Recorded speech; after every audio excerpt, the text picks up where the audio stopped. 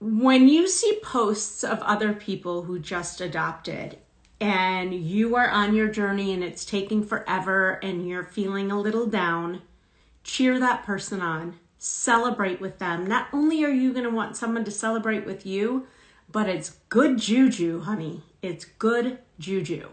So celebrate other people, put it out into the universe. When you see those signs, think of it as signs that it's coming to you too.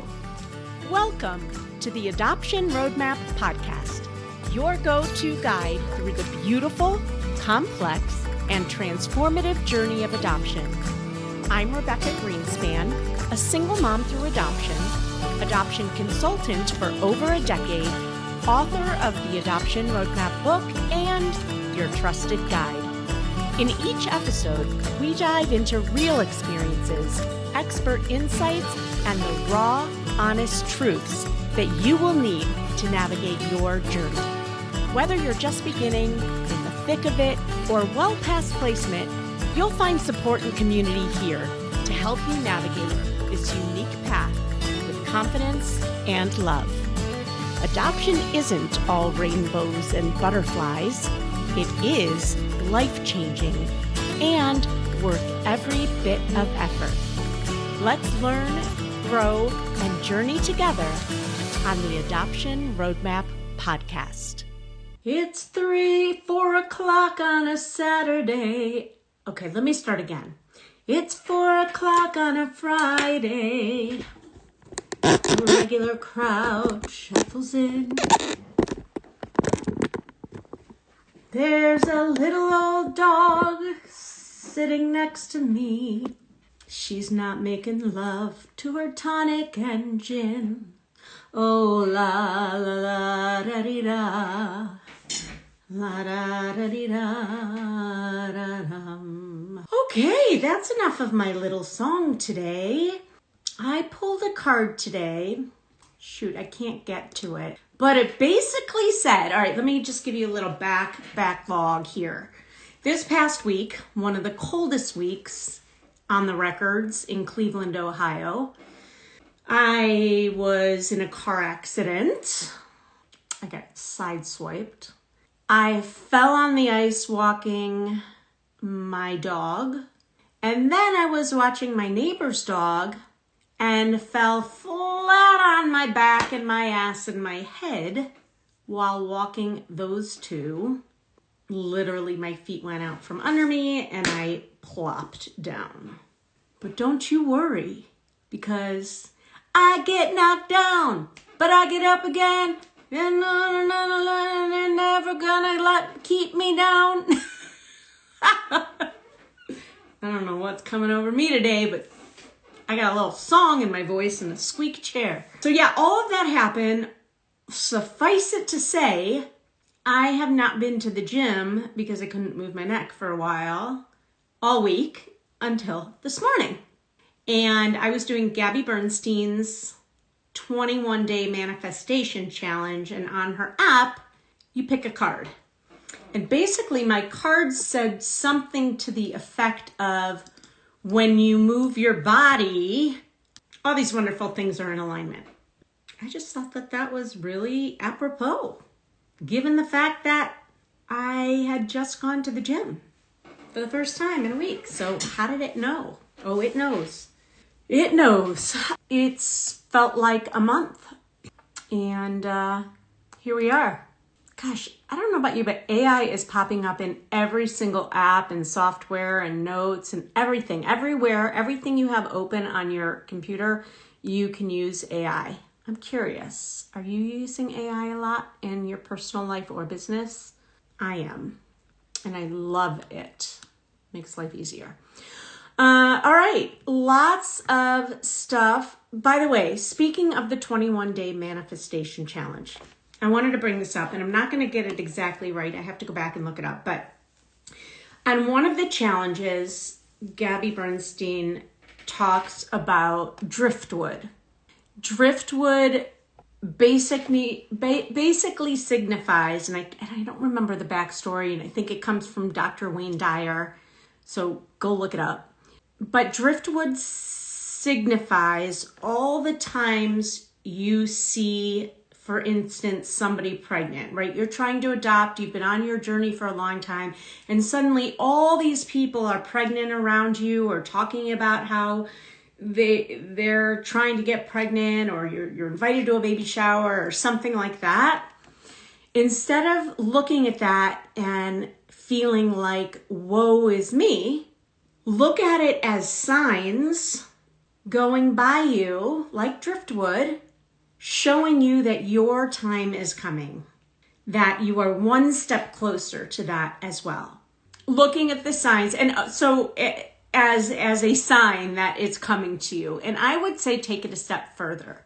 When you see posts of other people who just adopted and you are on your journey and it's taking forever and you're feeling a little down, cheer that person on. Celebrate with them. Not only are you going to want someone to celebrate with you, but it's good juju, honey. It's good juju.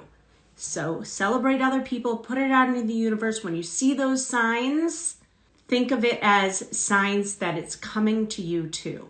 A question was asked, how old can we adopt? You can technically adopt at any age. Most agencies will cut it off at 50, and children are adopted up until 18, depending on how you adopt. So there's a couple things that I wanted to bring up today.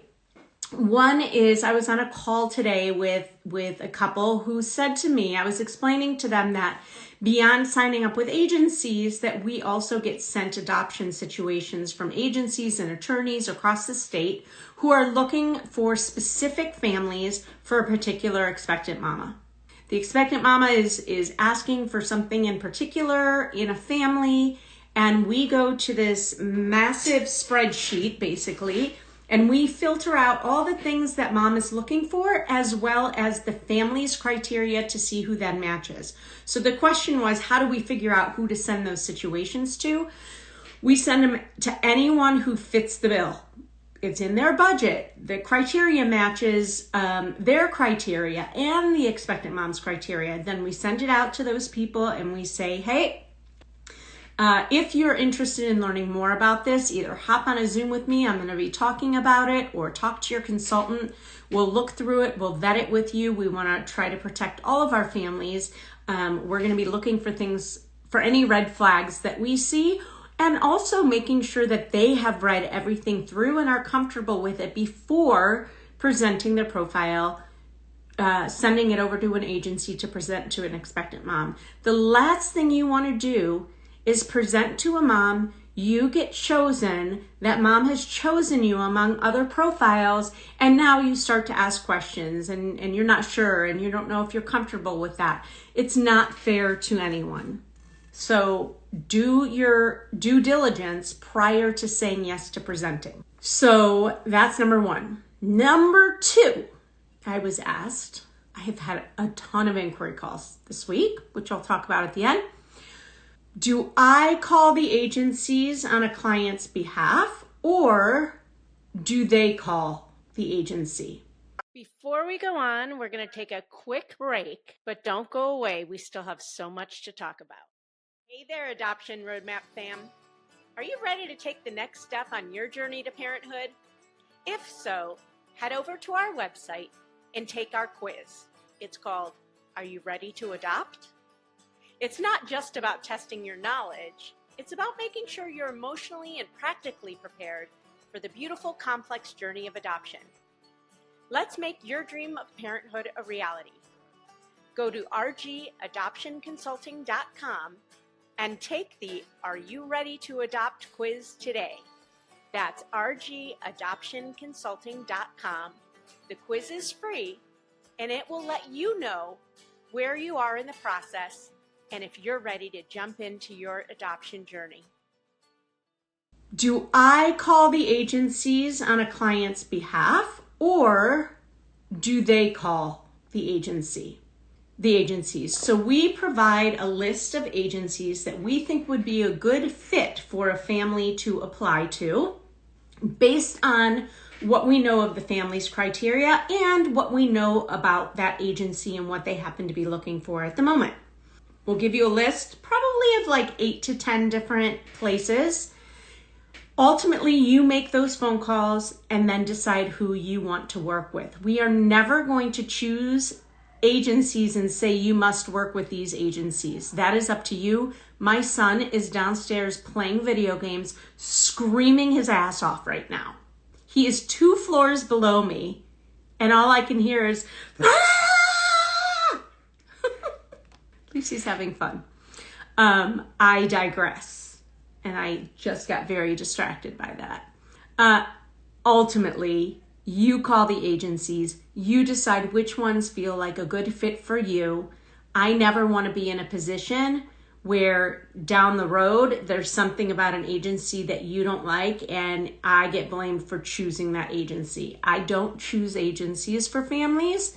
I just provide a list of the agencies that I know are accepting families and that could be a good fit for them. Now, we vet the agencies and we're going to try to do our best not to offer up an agency or suggest an agency that we don't think is ethical. Again, I hate that word, but you know what I mean. I don't know of a better word. So we do the due diligence, we provide to you, but ultimately the decision lies on you. So you call them. Now, we will call them if you are having an issue. Let's say you're not hearing back from them, or you're matched through this agency and you have a question, but you're for some reason afraid to ask, or there's been a weird interaction, then we can certainly step in and help with that as well. Okay. There was a great question in our community that I wanted to bring up. And it was, birth mom wants to send my son a birthday gift. I'm not sure if I'm comfortable sharing my home address. It's a me issue. There's no reason I know of not to share it. I just feel kind of weird about doing it. I think probably because she lives in the same state as me. So here were the comments. We have a P.O. box, easy to set up and not terribly expensive. We haven't gotten anything in about a year, but we will keep it since they have our address. That's one option.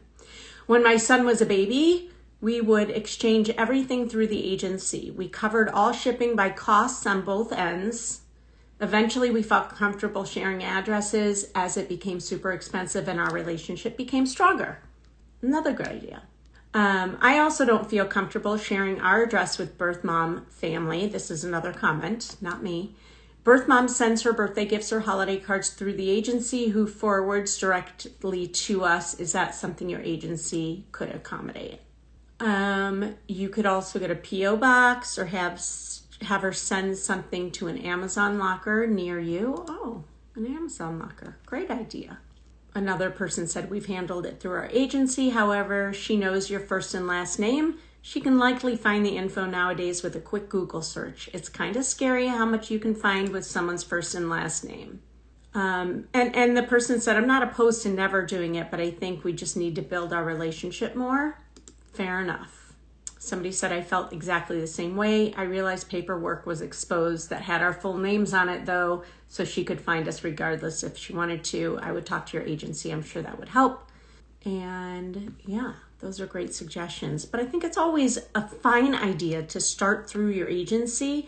And that is something that you should talk about with your agency before you get into that situation. And I'm sure it just never crossed your mind that not only might you want to send something to the birth mom at that point, but she might want to send something to her child as well. So how are you going to do that? These are things that you might want to talk to with your agency before you adopt. Okay, I am going to leave it at that. Just a couple quick things that I want to mention. One is, I have had so many amazing phone calls with families looking into our program, which is always so humbling and honoring to me to be able to get on the phone with families and have them share their intimate details with me. A couple people have said they've been following me for years, and just that makes me feel so good. And so thank you. That means a lot.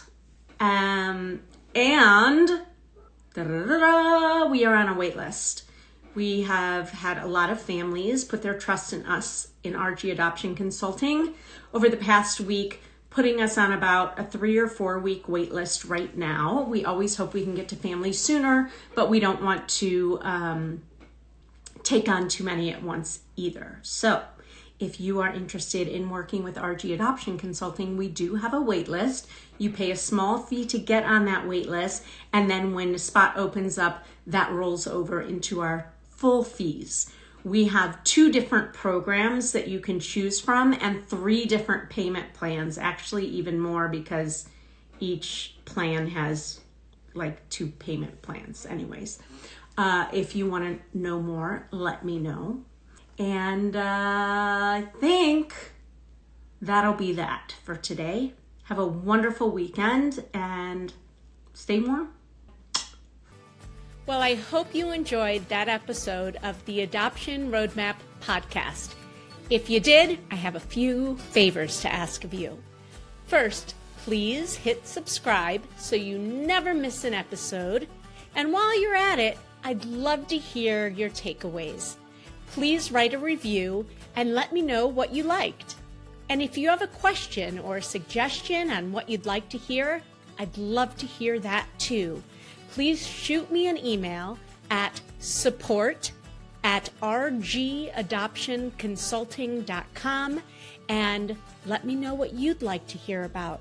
And if you have a question, I may just answer it online. Thanks again for listening. Tune in every Wednesday and Friday morning for a brand new episode of the Adoption Roadmap podcast. Until next time, bye-bye.